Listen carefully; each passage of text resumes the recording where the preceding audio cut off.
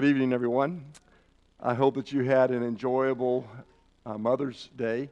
I was amiss by saying this morning, after I got to thinking about it on my way over to my daughter's house to celebrate Mother's Day, that I probably should have ended the sermon by saying to you mothers that may you all rest in peace.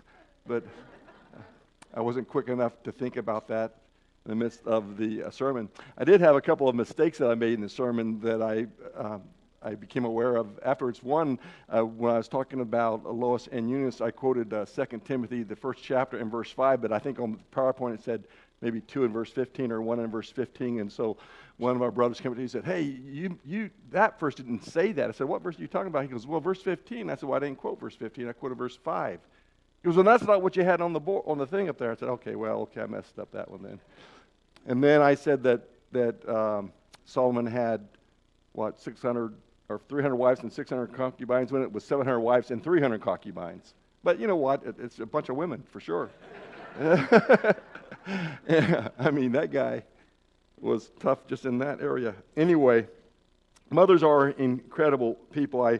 I sit back sometimes and I just watch the young women in our congregation and watch how they try to wrestle and wrangle their children and stay up with them. And I'm here to tell you that is a job for young women and not for old women or old men. I mean, there's a reason why God gave. Of course, Art Clark, he says, amen. Yeah, because he's watching 2 of his grandsons here the last couple of days. And 4 days. 4 days, 15 hours, and 23 seconds. And, yeah. So. But yeah, he was counting. So yeah, listen, mothers, I mean, they are given an amazing amount of energy and emotion and physicality that us guys we just don't have that stuff. So mothers are absolutely incredible people, and God knew what he was doing and how to do what he's doing when he created the woman. You know, in the ancient Near East, they have rainwater that's caught in pits. They're called wells. They're called cisterns. If you're from the South, you probably are familiar with the word cistern down there and so forth. But in the ancient Near East, they used those to collect water. They were generally, cylindrical round holes on the top, and then below the surface, it kind of turned into almost like a bottle kind of situation.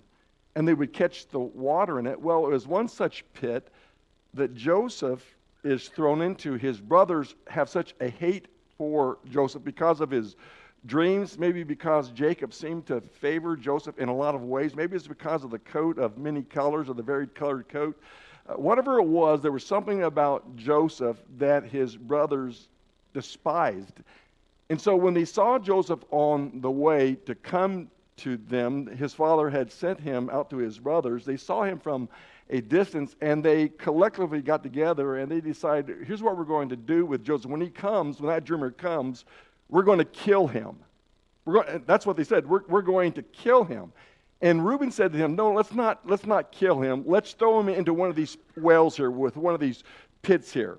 And his thought was that we'll throw him in the pit, we'll talk it over, we'll do some things this evening, and in the midst of the night, I'll rescue him from the pit and I'll get him back to his father before they kill him. But Reuben goes away for somewhere, and in that time period, they decide again that they're going to possibly kill him, and Judah intercedes at this time, and seeing in the distance, they see some Midianites or some Ishmaelites from Midian, and they're on the way, and he says, okay, well, let's do this here. Instead of killing him, let's sell him to the Ishmaelites. And we'll tell our father that a wild beast killed him, because you remember they had stripped him of his clothing and of that varied colored tunic. They had stripped him of it. And so they said, we'll take it and put it in blood, and we'll take it and give it to our father. And so they did so. They took a rope and got him out of the pit, and they sold him to the Ishmaelites. The Ishmaelites then take him to Egypt and eventually sell him to Potiphar's household. They take the news back to their father, Jacob, and said that here's the tunic, here's the blood that's on the tunic, and your son has been killed by wild beasts. And Jacob, he interpolates it as saying that, my son has been killed and devoured, and I'll never see him again.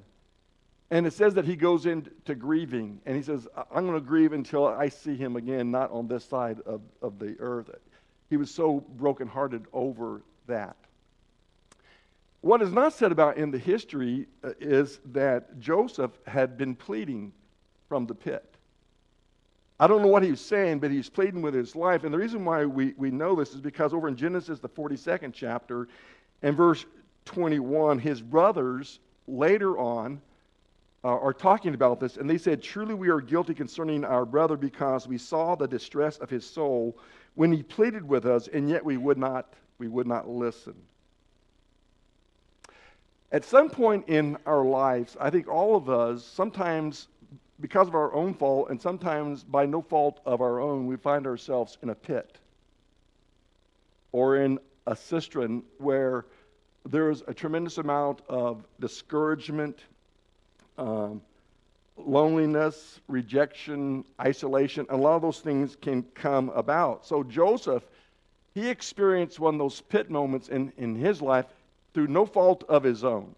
Well, some would say, well, maybe there are some fault there because of maybe his attitude. I don't know about that so much, but sometimes we find ourselves in those kinds of places. And so in our lesson this evening, I'm going to talk to you some about a time in Israel's history when they found themselves in a pit, figuratively speaking.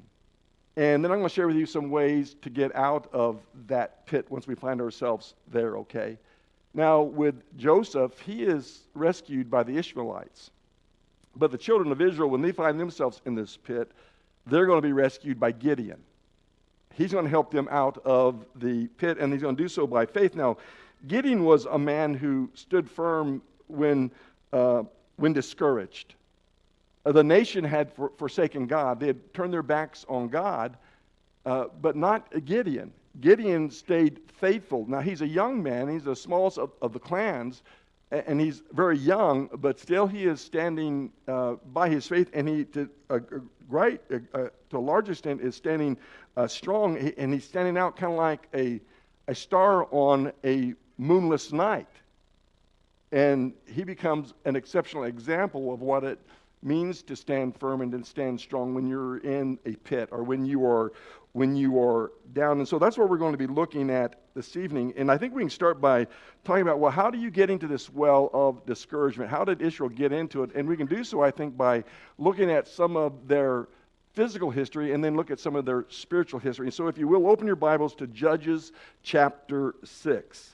And we'll start off by talking about the historical state of the people. During Gideon's time, there was no monarch in the land. In other words, there wasn't like a king in their land, and so there was no one to set the pace. There was no one to give them direction. There was no one for them to model after. In fact, when you look at Judges, the 21st chapter and verse 25, it just simply says, in those days there was no king, and every man did what was right in his own eyes. Or I think one translation did right to however they saw fit, you know. And so they were their own compass, and that's where Israel is. They are going at it by themselves. Now, when it says every man did what was right in his own eye, that there was no king, that there wasn't a pace setter, there wasn't someone to give them direction and those things, the answer to that is well, that's not entirely true. Because God had always said, if you will follow after me, if you'll keep your eyes on me, I will set the pace for you. I will give you the direction. You just need to do what I say, the way I say, and if you do so, life is going to be incredibly good for you. And when you look at Exodus, the 6th chapter, and then the 7th chapter, and in the 8th chapter, God promises, if you do this, and you follow after me, then I'm going to bless you in all kinds of ways. I'm going to bless you in terms of wealth. I'm going to bless you in terms of crops.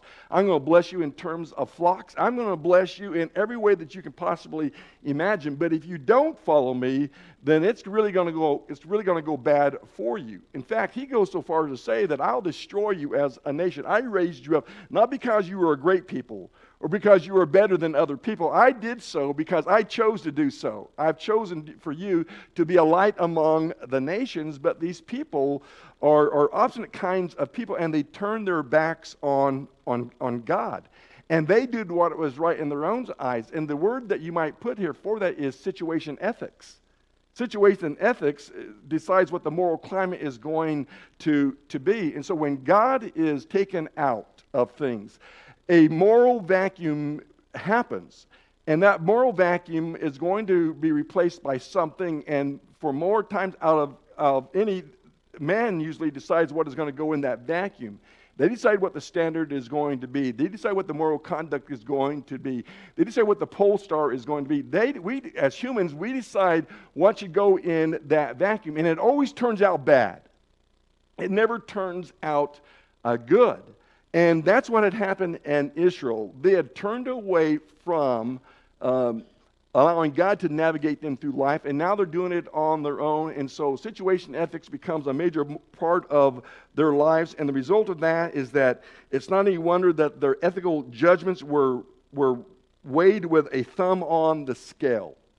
And if you look at Judges 6 and verse 1, it says, "Then the sons of Israel did what was evil in the sight of the Lord, and the Lord gave them into the hands of Midian for 7 years." And the Midianites, they devastated Israel. I'm telling you, they devastated them. They demoralized the Israelites. They degraded them down to the point that they were living like animals. Really, look at verse 2 down through 5. It says, "And the power of Midian prevailed against Israel, because the sons of Israel, made for themselves the dens which were in the mountains and the caves and the strongholds. For it was when Israel had sown that the Midianites would come up with the Amalekites and the sons of the east and go up against them, so that they would camp against them and destroy the produce of the land as far as Gaza, and leave no substance in Israel, as well as no sheep, oxen, or donkeys, for they would come up with their livestock and their tents, and they would come in like locusts for number. Both they and their camels were innumerable, and they came into the land to devastate it." That's what it says there. And so they are already up to their armpits in alligators in the first place, and then the Israelites make it even worse. Now they're shoulder deep in a swamp of discouragement. It's bad what's going on, but now they're discouraged.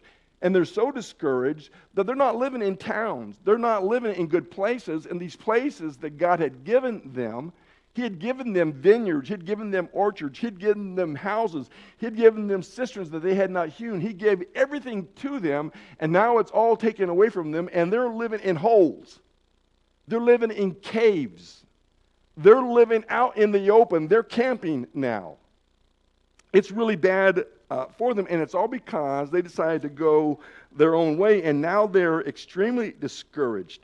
And in verse 6, it says, "And so Israel was brought very low because of the Midian, and the sons of Israel did what? Well, they cried to the Lord." Now they want to come back to the Lord after they had walked away from Him. 7 years had been enough. The spiritual state is also something that at least stands out to me.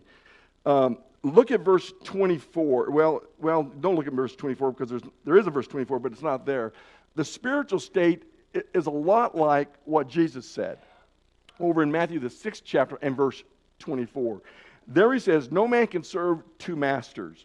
He will either hate the one and love the other, or he'll hate the one and despise the other. You cannot serve both two masters." And now He's going to go on to say you cannot serve both God and mammon, but the principle is you can't serve two. You got to make a choice whom you're going to serve. And with the children of Israel, in this case here, they chose to serve false gods. And in particular, they serve the Baals. Or I guess the correct pronunciation, but I've seen Baals for so long that that's how I'm used to it, is Baals. But they serve these false gods. They'd give themselves over to these false gods and turned away from God, and now they find themselves in a bad situation. Well, why? Because they thought they could have détente. They thought they could compromise. They thought that they could have the God of Israel and these foreign gods. They thought that they could live with both of them in their lives, and so they compromised. And for a while, it's going to work out well for them, but eventually, it's going to go hard against them. That peaceful coexistence inevitably leads to compromise. Compromise leads to confusion of loyalties, and so eventually, Israel's alliances are shifted. And Judges 2 and verse 12 marks the beginning of their departure. It says this, And they forsook the Lord, the God of their fathers, who had brought them out of the land of Egypt, and followed other gods from among the gods of the peoples who were around them, and bowed down themselves to them. Thus they provoked the Lord to anger. So what is the result of God's anger? Well, verse 6, or chapter 6 and verse 6 that we just read, says they were brought very low. When it says low, I mean they are so low that they have to look up to see down. That's how far they are into this pit. They're in bad shape, you know. And so they're in this position. And so it says that they're so low that the sons of Israel cry to the Lord. So let me pause here for a minute and just ask you, have you ever found yourself in that kind of a pit? And I'm not saying you've turned your back on God, okay? I'm just saying, have you ever found yourself in a pit of discouragement, or a pit of loneliness, or a pit of isolation? Sometimes it's because of your own fault, and sometimes it's not because of your fault. Maybe it's you're living the consequence of someone else's decisions or someone else's actions, but you find yourself. So what do you do when you find yourself in that place?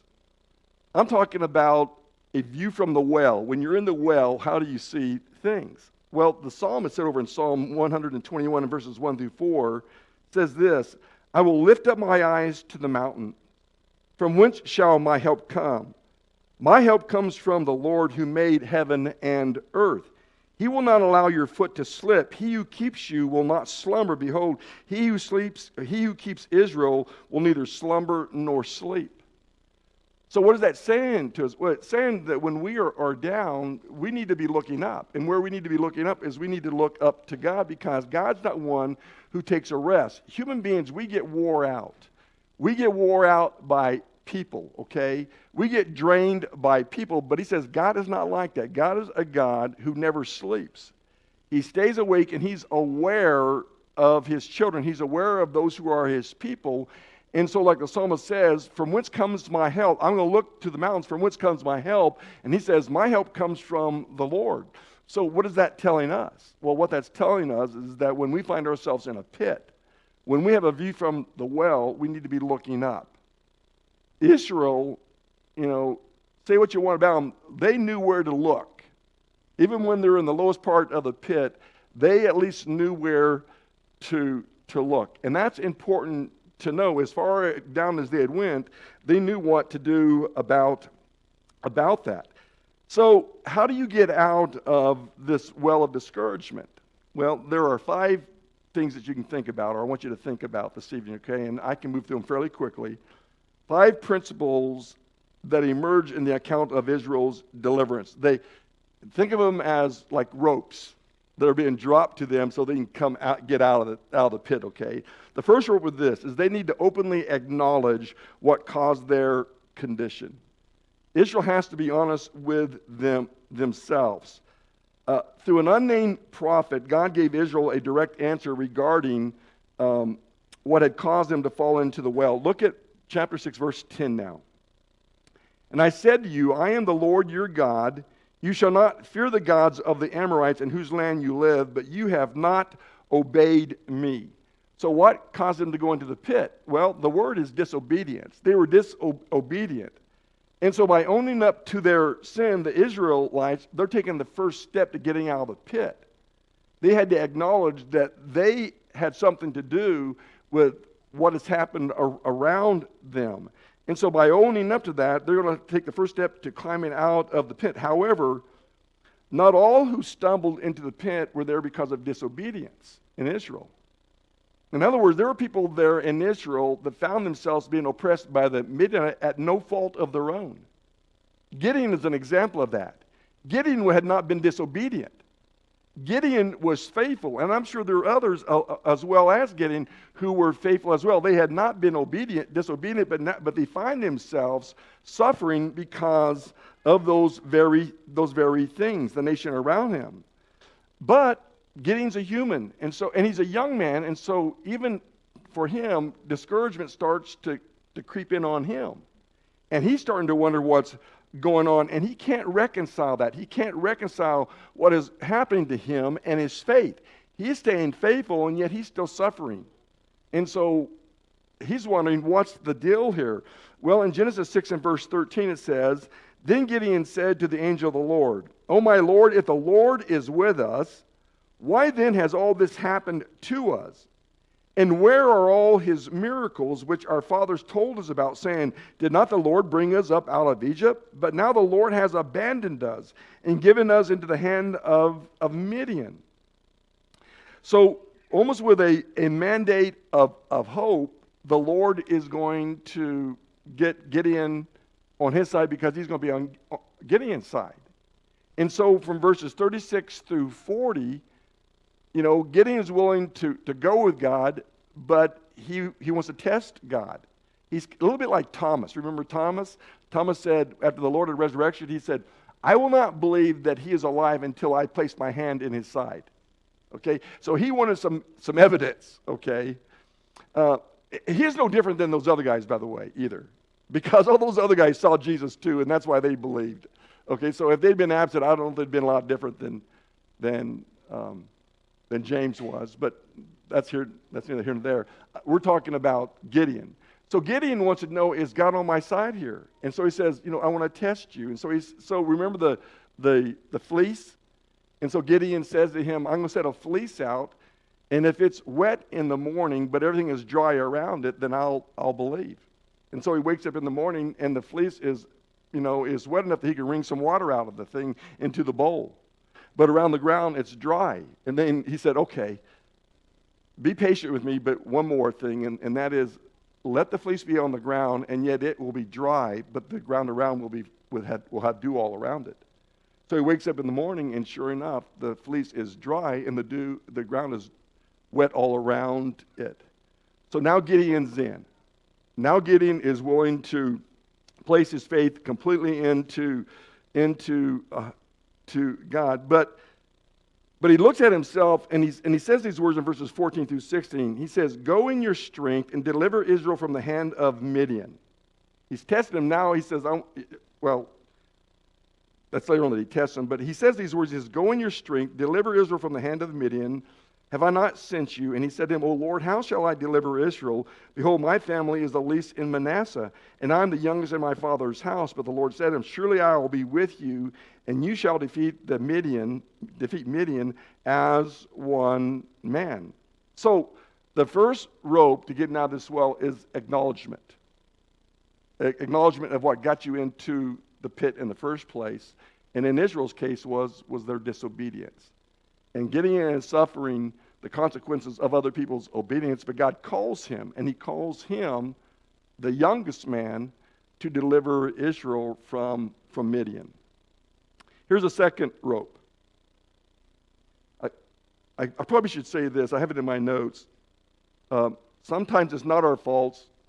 Sometimes it is our fault, and so we just need to do some honest evaluation. What's my part in this that's got me into this place of discouragement, or in this place of isolation, or this pit? What's got me here?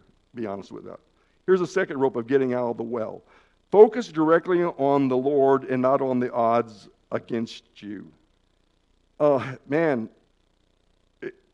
Responding with faith and commitment, Gideon builds an altar and dedicates himself to the task of delivering Israel in verse 24. The next time we see Gideon, though, he is way outnumbered. The next time we come into contact with verses 33 through 35, he is super outnumbered. He is discouraged. You remember, he has torn down the Baals. He has torn down those idols. And it says that the Midianites and the Amalekites and those people of the east, they camp, it says, in the valley of Jezreel. So they cross the Jordan over into Israel to Jezreel. And if you were able to see that, if you could think of Jezreel as being, this is the north part of the Jezreel Valley, and that's the south part of the Jezreel Valley. On the north part of the Jezreel Valley is Gideon's spring, where he and his men are going to lap that water, okay? Is Gideon's spring that is here, and he looks across the valley, and over there are the Midianites. And it says that they're so innumerable. There are so many of them. They're like the stars. Well, actually it says there are so many camels over there that there's like the sand of the the sand. They're like the stars of the sky. So there are a lot of people that have arrayed themselves against these rebellious people. And so God is going to use Gideon. But he's going to declare his allegiance publicly. And so in verse 34 it says, the Spirit of the Lord came upon him. Gideon summoned all the troops with a trumpet. And a lot of men come. But God says, okay, that's a good thing that a lot of men have come to go up against these Midianites, and these Amalekites, and these people from the east. There's a lot of, but that's too many. And so he is going to whittle it down to 300 men. 300 men against the sand of the seashore, against the stars of the sky. That many enemy on the other side. He's going to whittle it down. So, and that's the fourth rope. Remember that God prefers to be powerful through the remnant. God says to him, I don't want this many men. Chapter 7 and verse 2 says, the Lord said to Gideon, the people who are with you are too many for me to give Midian into their hands. Now, I don't know about you, but if you're a military strategist, would you want 800 men or 300 men? All those say 800, 1,200, a couple thousand, that'd even be better. But God doesn't do that. He's going to carve it down so there's only 300. So why does he do that? He answers it. Lest Israel become boastful, saying, my own power has delivered me. He wants Gideon and the people to know who is in charge here and who will bring about this victory. And so he cuts them down bit by bit, verses 3 through 8, until there are only 3 men that remain. And those are the ones that are going to go up against the Midianites. Okay, so fast forward a lot of years now, thousands of years, to the first century church. And God starts off with how many men? 12. He starts off with 12 men who are going to be the foundation and the pillar of the church. Jesus is going to be the foundation, but he's going to start off with 12 men. And from that 12 men, on that first day, will be added 3,000, and then day later up to 5,000. And then it says that the church just keeps on increasing and growing. So sometimes we think that you have to have huge numbers, and you have to have all the odds that are on your side before you make any faith moves. And God says it doesn't have to be that way. Put your trust in me. And all you have to do, there are so many examples of that in the scriptures, whether you're talking about Shamgar with an ox goad, or you're talking about Samson with a jawbone of an ass, or whether you're talking about David with a stone against Goliath, or Gideon against the Midianites.